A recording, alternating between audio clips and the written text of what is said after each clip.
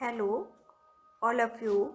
मैं एक छोटी सी स्टोरी लेकर आपके सामने आई हूँ। आई होप आप सबको ये स्टोरी पसंद आएगी।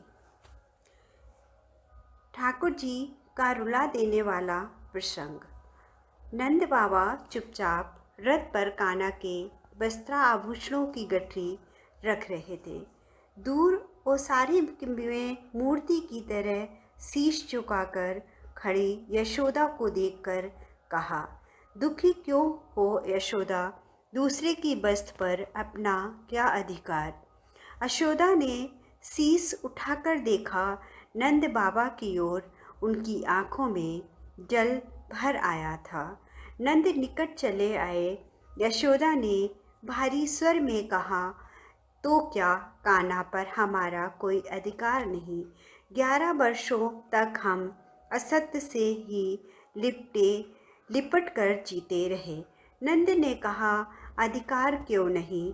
कन्हैया कहीं भी रहे, पर रहेगा तो हमारा ही लल्ला ना। उस पर हमसे ज़्यादा देवकी बस्तियों का अधिकार है और उन्हें अभी कन्हैया की आवश्यकता भी है। यशोदा ने फिर कहा, तो क्या मेरे ममतत्व का कोई मोल नहीं?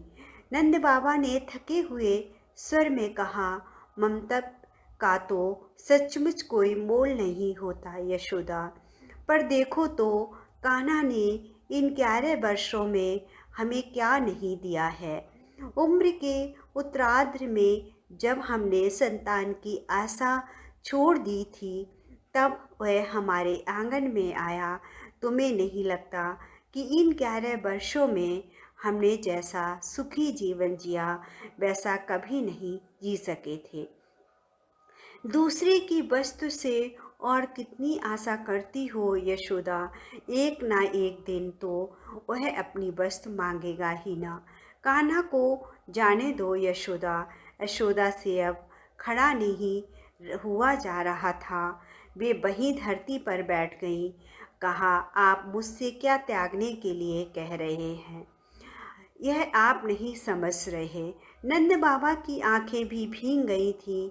उन्होंने हारे हुए स्वर में कहा, तुम देवकी को क्या दे रही हो? यह मुझसे अधिक कौन समझ सकता है यशोदा? आने वाले असंख्य युगों में किसी के पास तुम्हारे जैसा दूसरा उदाहरण नहीं होगा। यह जगत सदैव तुम्हारे त्याग के आगे नतमस्तक रहेगा। यशोदा आंचल से मुंह ढाँप कर घर में जाने लगी तो नंद बाबा ने कहा, अब कन्हैया को भेज दो यशोदा, देर हो रही है। यशोदा ने आंचल को मुंह पर और तेजी से दबा लिया और अस्पष्ट स्वर में कहा, एक बार उसे खिला तो लेने दीजिए। अब तो जा रहा है, कौन जाने फिर। नंद चुप हो गए। यशोदा माखन की पूरी मटकी लेकर ही बैठी थी और भावावेश में कन्हैया की ओर एकटक देखते हुए उसी से निकाल कर खिला रही थी। कन्हैया ने कहा, एक बात पूछूं मैया? यशोदा ने जैसे आवेश में ही कहा, पूछो लल्ला। तुम तो रोज मुझे माखन खाने पर डांटती थी मैया, पर फिर आज अपने ही हाथों से क्यों खिला रही हो? यशोदा ने उत्तर देना चाहा, पर मुंह से स्वर नहीं न फूट सके। वह चुपचाप खिलाती रही। कान्हा ने पूछा, क्या सोच रही हो मैया? यशोदा ने अपने आंसुओं को रोक कर कहा, सोच रही हूँ कि तुम चले जाओगे तो मेरी गया कौन चराएगा? कान्हा ने कहा, तनिक मेरी सोचो मैया, वहाँ मुझे इस तरह माखन कौन खिलाएगा? मुझसे तो माखन ही छिन जाएगा मैया। यशोदा ने कान्हा को चूमकर कहा, नहीं लल्ला, वहाँ तुम्हें देवकी रोज माखन खिलाएंगी। कन्हैया ने कहा, फिर तुम्हारी तरह प्रेम कौन करेगा मैया? अब की यशोदा कृष्ण को स्वयं से लिपटा कर फबक पड़ी। मन ही मन कहा, यशोदा की तरह तो प्रेम तो सचमुच कोई नहीं कर सकेगा लल्ला, पर शायद इस प्रेम की आयु इतनी ही थी। कृष्ण को रथ पर बैठाकर कूर के संग नंद बाबा चले तो यशोदा ने कहा, तनिक सुनिए ना, आपसे देवकी तो मिलेंगे ही ना। उससे कह दीजिए लल्ला तनिक नटखट है, पर कभी मारेंगी नहीं। नंद बाबा ने मुंह घुमा लिया। यशोदा ने फिर कहा, कहिएगा मैंने लल्ला को कभी धूप से भी नहीं छुआ, हमेशा हृदय से लगा कर रखा है।